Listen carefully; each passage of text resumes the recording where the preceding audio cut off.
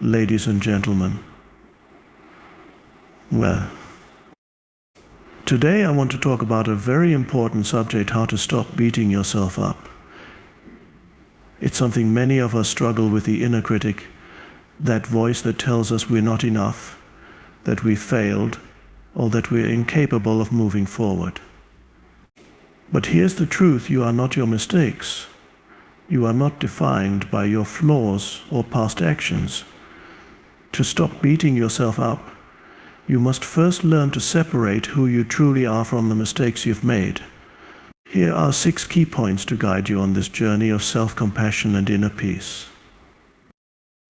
Self-forgiveness is a powerful and transformative act that can help you stop beating yourself up. Often the reason we remain stuck in self-criticism is because we cannot let go of our past mistakes. We hold on to guilt, shame, or regret, thinking that if we continue to punish ourselves, we will somehow make up for our wrongdoings or avoid repeating them. However, this constant self-judgment only hinders personal growth and keeps us trapped in negative emotions.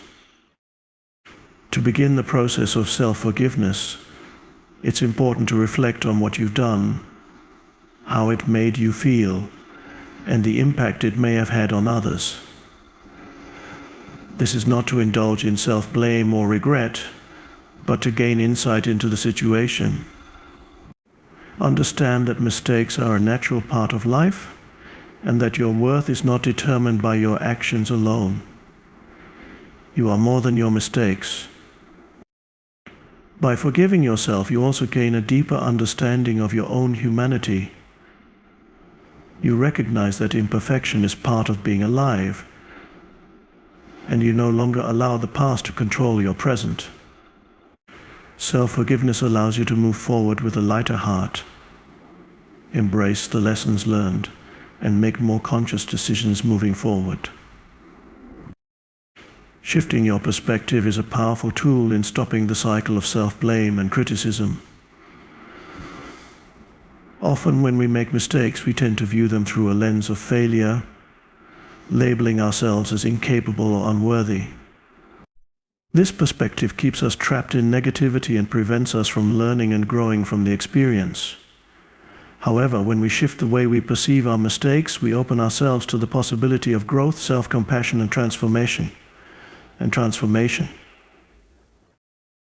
Instead of seeing mistakes as failures, view them as opportunities for growth. Mistakes are not a reflection of who we are, but a natural part of the learning process. Every mistake carries with it the potential to teach us something valuable about ourselves, our behavior, or our decisions. The key is to embrace these moments as lessons rather than failures. This shift in mindset allows us to be more forgiving of ourselves, recognizing that the path to success is often paved with missteps and challenges. When we view mistakes through a growth mindset, we begin to appreciate the process of learning. We understand that we are constantly evolving, and each experience, whether good or bad, adds to our development. By accepting that imperfection is part of being human, we release the need for perfection and instead focus on progress. This change in perspective helps us move away from self-criticism and towards self-acceptance and understanding. Additionally, when you shift your perspective, you begin to stop identifying with the mistake. You are not defined by what went wrong, but by how you choose to respond to it. Acknowledge the situation, learn from it, and move on with greater wisdom and resilience. This shift in perspective is liberating and allows you to take ownership of your life without the weight of past mistakes dragging you down. Practicing mindfulness and presence is a fundamental way to stop beating yourself up. So often we fall into the trap of regretting past mistakes or worrying about future challenges, which leads to a constant cycle of self-criticism. The past is gone and the future has yet to come, yet our minds dwell on them, causing unnecessary stress and guilt. By bringing our awareness to the present moment, we can free ourselves from the mental patterns that fuel negative self-talk. Mindfulness is about being fully aware of our thoughts, emotions, and experiences without judgment. When we practice mindfulness, we start to notice when the inner critic begins to speak. Instead of becoming absorbed by these thoughts or letting them define us, we acknowledge them and let them pass. We recognize that thoughts are just that thoughts, not facts or truths. This awareness creates space between our true selves and the negative self-talk, allowing us to respond with more compassion and understanding. Being present also means accepting the current moment without trying to change it or wishing it were different. When we are fully present, we stop reliving past mistakes or fearing the future. We realize that the present moment is all we have control over, and it is in this moment that we can choose how to respond to our circumstances and to ourselves. Mindfulness helps break the cycle of self-blame because it allows us to observe our thoughts without getting entangled in them. Instead of being overwhelmed by guilt, we see it as a passing feeling that does not define us. With regular mindfulness practice, we can create a calm and centered state of mind where we no longer react harshly to our mistakes, but approach them with acceptance and the intention to learn and grow. Challenging the inner critic is one of the most important steps in stopping the cycle of self-blame and negative self-talk. The inner critic is a powerful negative voice that often feeds off our insecurities and past mistakes, convincing us that we are not good enough or that we will never improve. It constantly reminds us of our flaws and faults, keeping us in a state of self-judgment. However, this inner voice is not always an accurate reflection of who we are or our potential. In fact, it is often distorted, exaggerated, and not grounded in reality.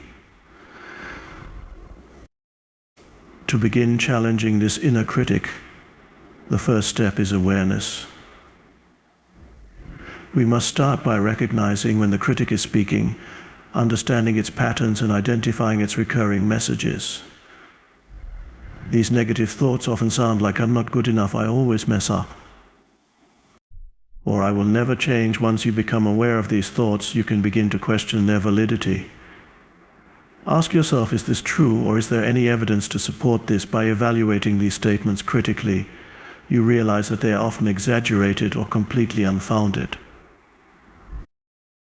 Next, replace the negative statements with more positive and realistic ones. For example, instead of thinking, "I always mess up," reframe it to, "I made a mistake. But that doesn't define me. I can learn and improve." This shift in thinking helps dismantle the power of the inner critic and empowers you to approach situations with more self-compassion and understanding. It is also important to practice self-compassion when challenging the inner critic. Instead of responding with more judgment, treat yourself with kindness and patience. Acknowledge that you are human, and like everyone else, you will make mistakes. By challenging the inner critic and replacing it with self-compassion, you take back control of your thoughts and begin to view yourself through a lens of acceptance and growth, rather than shame and negativity. Setting healthy boundaries is an essential practice for stopping the cycle of self-blame and negative self-talk. Often we beat ourselves up because we either take on too much responsibility or allow others to impose unrealistic expectations on us. When we don't establish clear boundaries, we end up overcommitting ourselves or feeling guilty for not meeting others' demands. This not only drains our energy, but also exacerbates feelings of inadequacy and self-criticism. By setting and maintaining healthy boundaries, we protect our emotional well-being and cultivate self-respect. Healthy boundaries involve knowing when to say no and recognizing that your needs, feelings, and time are valuable. It's about understanding that you cannot please everyone and that your worth is not defined by how much you give to others.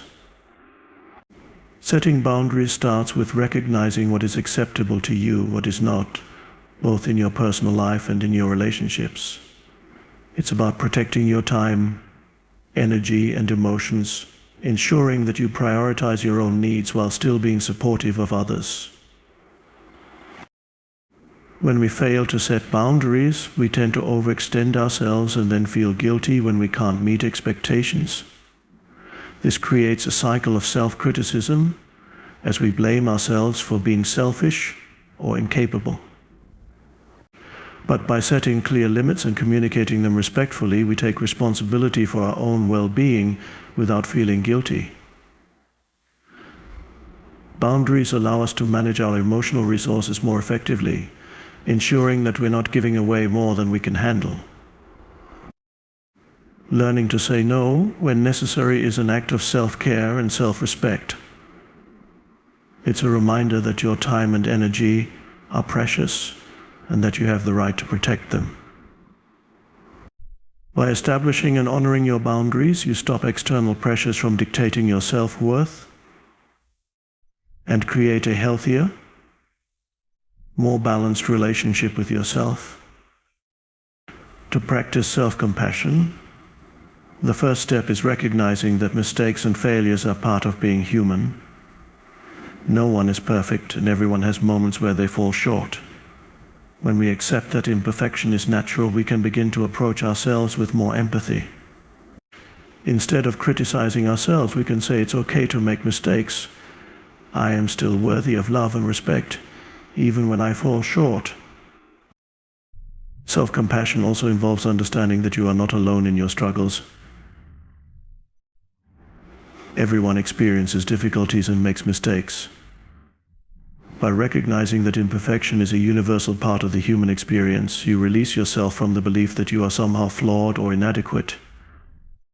This shift in mindset fosters self-acceptance and ultimately reduces the harsh self-judgment that fuels negative emotions. In conclusion, by practicing self-compassion, challenging the inner critic, and setting healthy boundaries, we can break free from the cycle of self-blame and negativity. Embracing mistakes as opportunities for growth, being present, and shifting our mindset allows us to foster a more positive and empowering relationship with ourselves.